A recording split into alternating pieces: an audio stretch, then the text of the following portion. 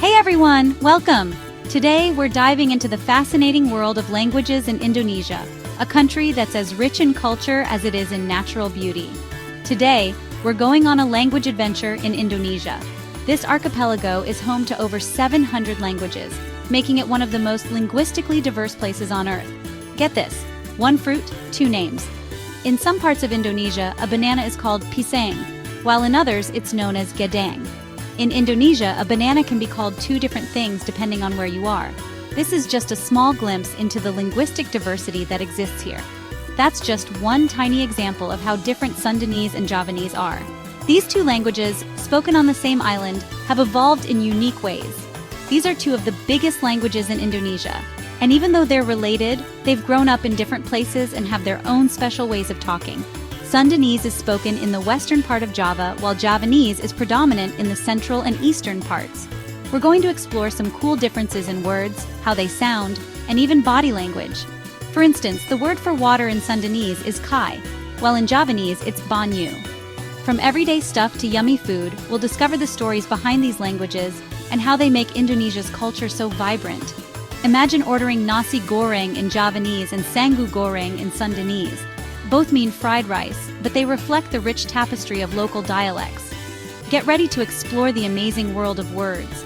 We'll uncover how these languages shape identities, traditions, and everyday life in Indonesia. So buckle up and let's embark on this linguistic journey together. Let's talk bananas. In Sundanese, it's Gedang, a word that carries a lot of history and cultural significance. But in Javanese, it's Pisang. Simple, right? Well, not quite. This difference in naming actually opens up a fascinating window into the cultural and historical context of these two regions. But this one fruit shows us a big difference between the two languages. It's not just about words, it's about how these communities have evolved over time. Gedang is a super old word, maybe even from languages spoken way back. It has deep roots in the Sundanese culture, reflecting a time when the region was more isolated.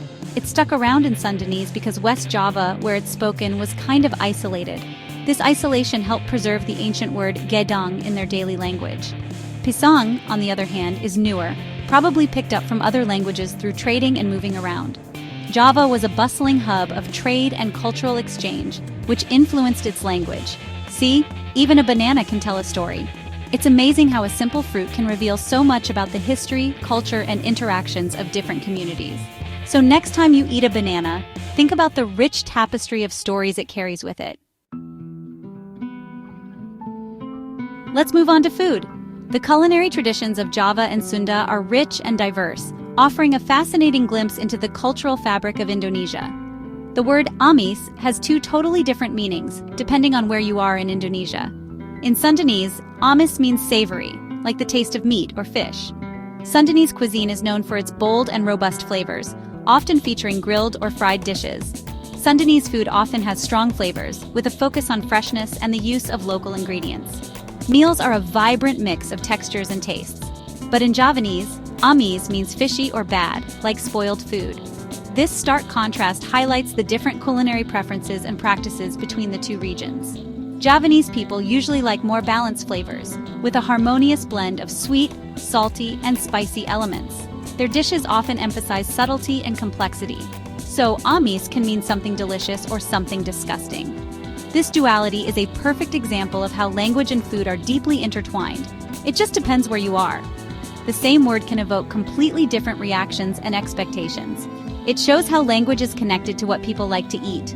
The culinary landscapes of Java and Sunda are a testament to the rich cultural diversity of Indonesia, where even a single word can tell a story of taste and tradition. Let's look at some everyday words. Even I is different. In Sundanese, abdi is formal and polite, while curing is casual. This shows how important respect is in Sundanese culture. Javanese has aku for informal and saya for formal, and even more ways to be polite. The word for money is sangu in Sundanese and duit in Javanese. Take is kokot in Sundanese and enjupuk in Javanese. So many differences. All these different words show us how diverse Indonesia is. These differences aren't bad, they make communication more interesting. Knowing these differences helps us understand each other better.